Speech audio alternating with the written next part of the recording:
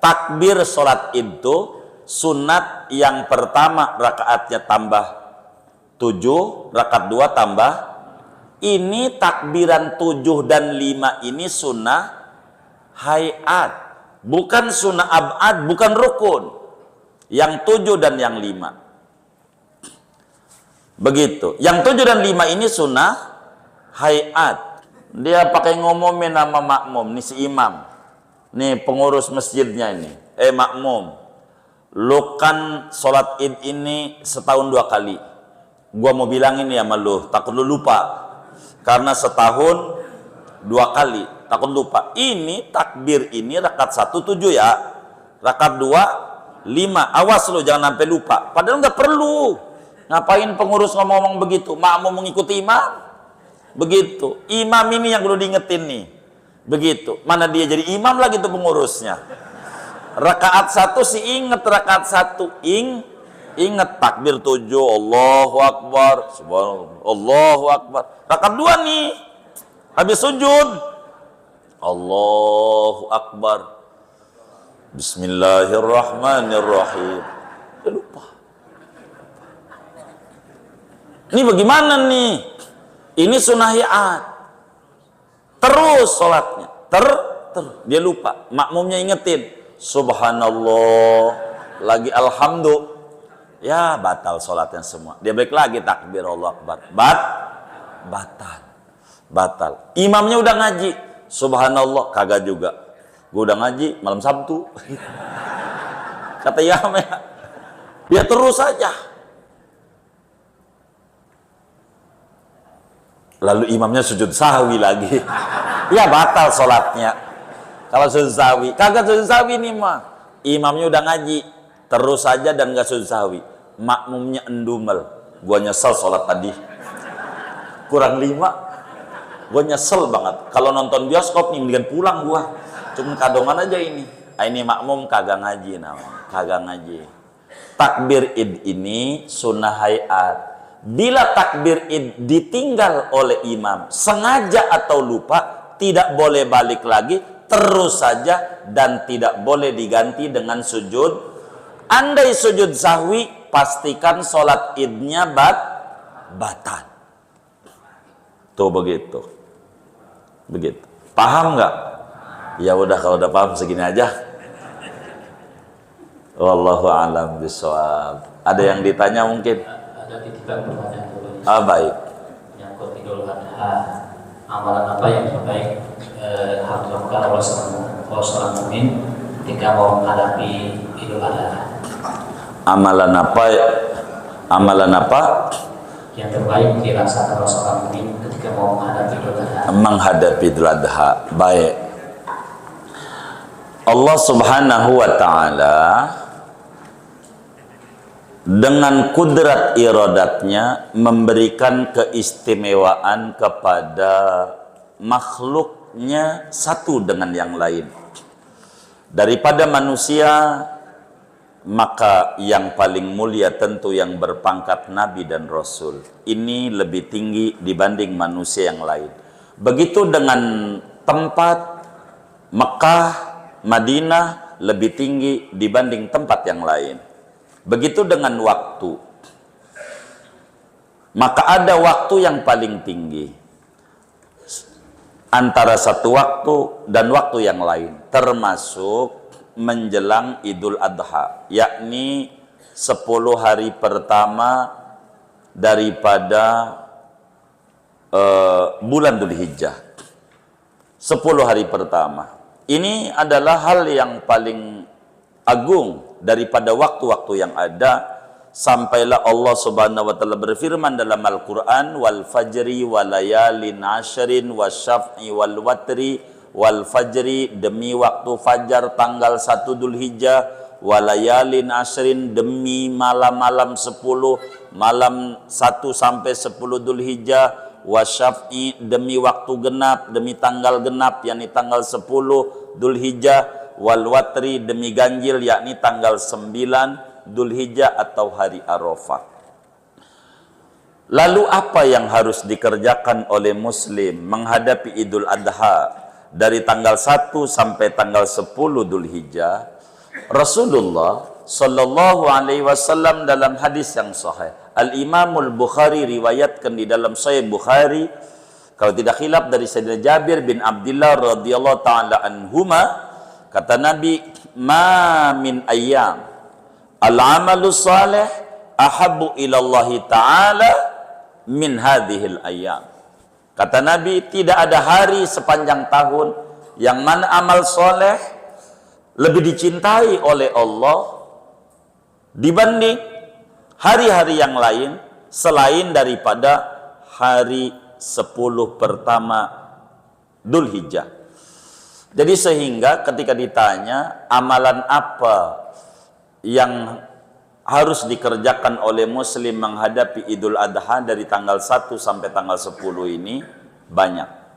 Setidak-tidaknya ada 5. Ada amalan 5 amal soleh yang harus dikerjakan oleh muslim pada 10 pertama Dzulhijjah, yakni menghadapi Idul Adha.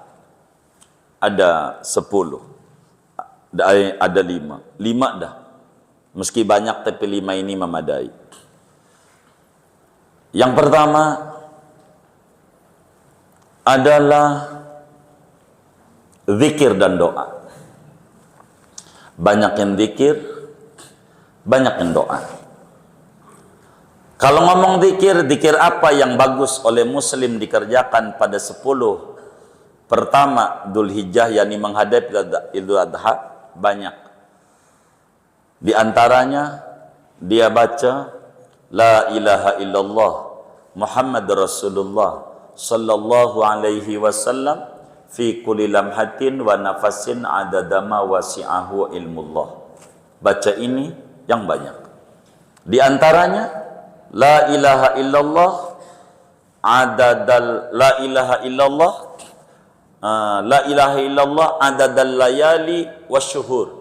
La ilaha illallah adadal ayami wad-duhur. La ilaha illallah adadal layali wad-duhur.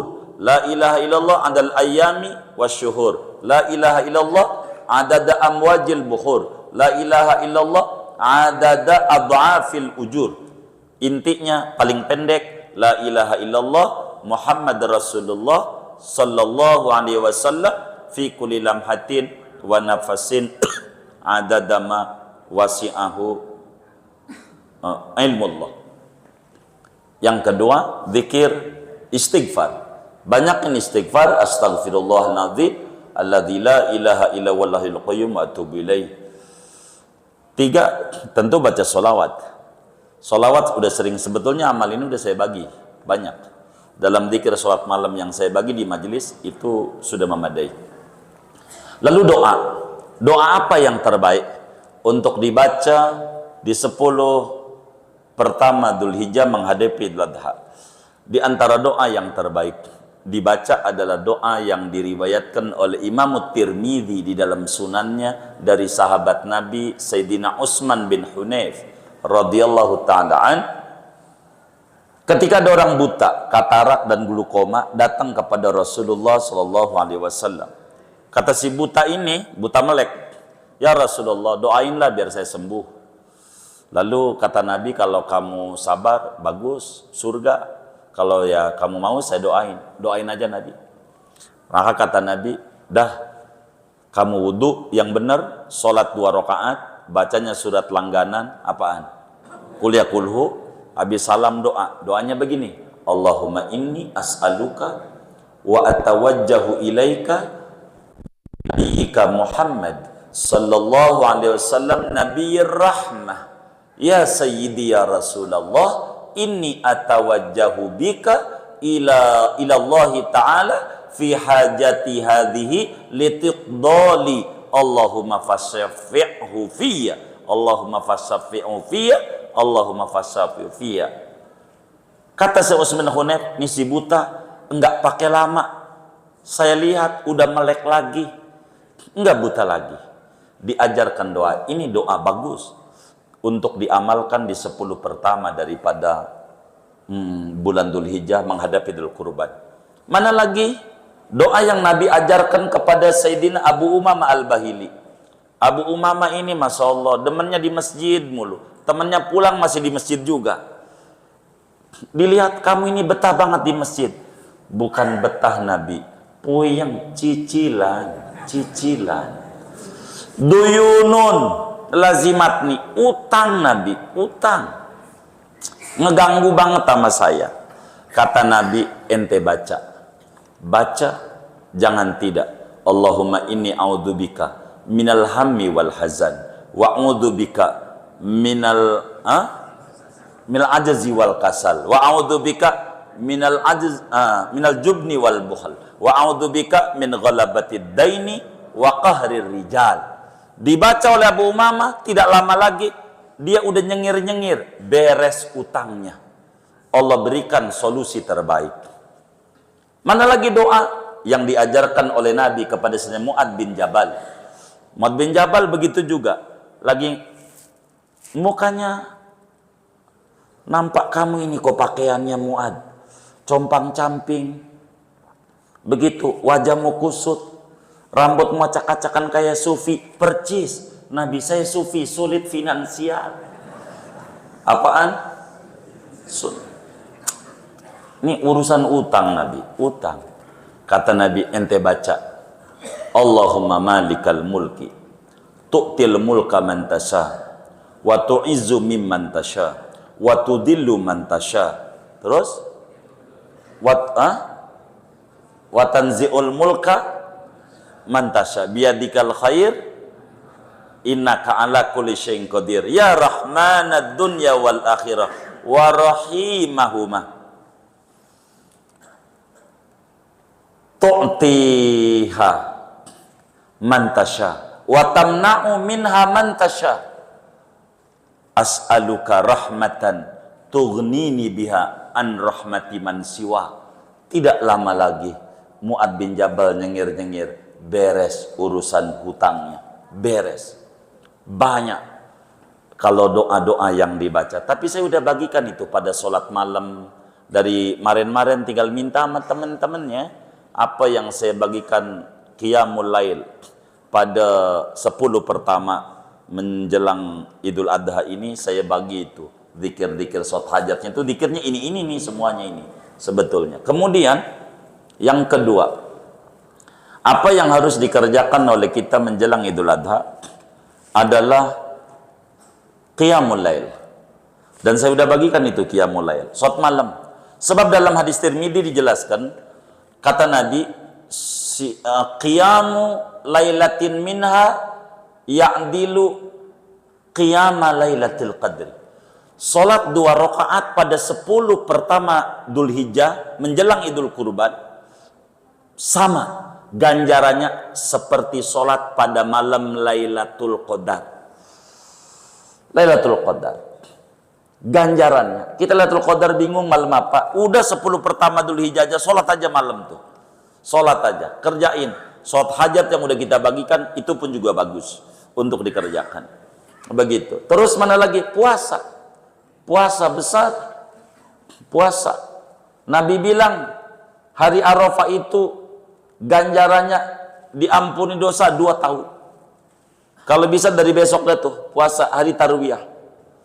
Ahad hari Arafah. Ahad hari Arafah. Tapi di Arab besok. Ini bagaimana ini? Tergantung kita adanya di mana. Kalau kitanya ada di Arab, maka kita ikut Arab. Kalau kita ada di Indonesia, ikut Indonesia. Ini udah sholat maghrib belum? Ini yang ngaji nih, udah sholat maghrib belum? Kagak sah. Di Arab masih asar. Kagak sah. Ulang tuh sholat maghrib tadi itu. Karena enggak sama dengan Arab. Begitu, enggak begitu, enggak. Kita di mana bumi dipijak, di situ langit dijunjung. Ikuti aturan. Kalau kita lagi haji, ikut Arab. Kalau kita lagi di sini, ikut sini. Begitu hidup. Jangan dibikin susah-susah. Hidup. Begitu. Sholat kita diulang terus, karena enggak sama Arab. Begitu. Malah di Amerika jam segini nih, baru subuh. Tanggal 8 ini di Amerika ini. Subuh, baru terbit tuh matahari. Pagi pas sholat duha di Amerika. Begitu. Mana lagi? Di antara amalia itu puasa dah, jangan enggak puasa.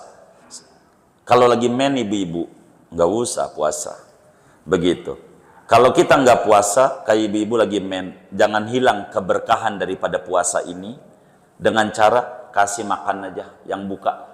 Temannya kasih makan. Bila kita tidak dapat fadilah puasa Arafah, puasa Tarwiyah, karena kita ada satu dan lain hal, maka sedekah.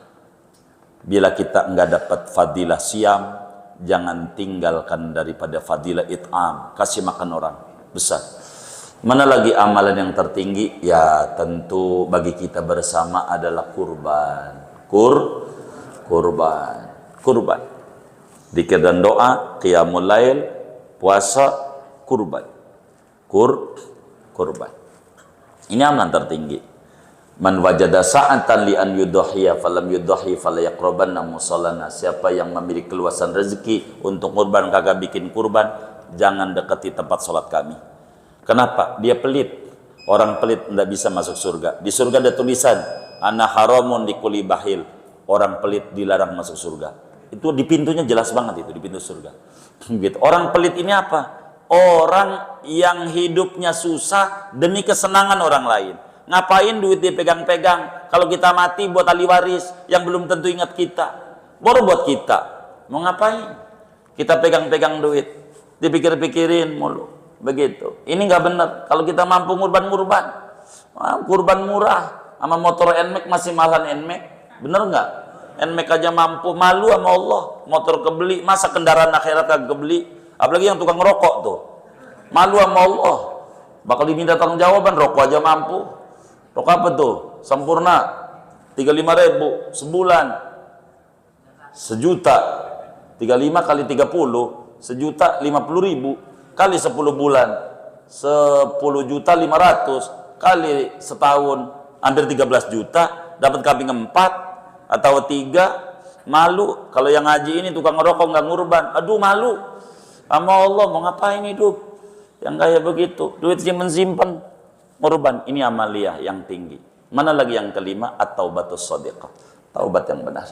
Taubat tidak bakal benar kalau kita tidak menyesali dosa. Kalau taubat tidak akan benar kalau kita tidak berhenti. Kalau kita taubat tidak akan benar kalau kita tidak mengulangi lagi. Kalau kita taubat tidak akan benar kalau kita tidak balikin kalau hak-hak orang balikin. Inilah di antara amalan yang paling tinggi pada menjelang Idul Kurban ini. Idul Kurban. Bagi saudara yang demen puasa daripada Ayyamul Bid, maka tentu kita nggak bisa puasa tanggal 13 karena masih hari tasyrik. Maka mundur sehari 14, 15, 16. Khusus di bulan Dzulhijjah, di luar itu balik lagi 13, 14, 15. Itu di antara amalan yang tinggi menghadapi Idul Kurban. Begitu. Bagi mereka tentu yang tertinggi adalah lagi haji dah. Begitu haji.